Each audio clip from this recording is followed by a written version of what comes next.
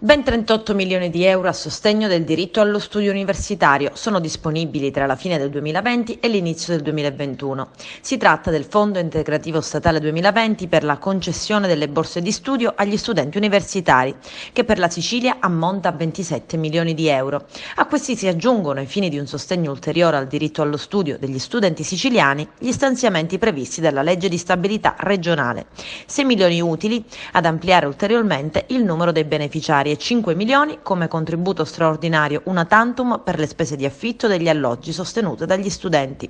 In proposito interviene l'assessore regionale all'istruzione e alla formazione professionale Roberto Lagalla, che commenta: sono convinto che la cresciuta disponibilità di risorse e quindi l'impegno economico della regione siciliana, unito al significativo finanziamento dello Stato, ci daranno la possibilità di sostenere con maggiore efficacia il diritto allo studio degli universitari siciliani, contrastando gli effetti economici della pandemia da Covid-19 e riuscendo a garantire attraverso gli ERSU un maggior numero di borse di studio a fronte di una domanda divenuta inevitabilmente più elevata. Inoltre il contributo straordinario per le spese di alloggio vuole rappresentare un aiuto concreto allo sforzo che molti studenti e le loro famiglie continuano ad affrontare.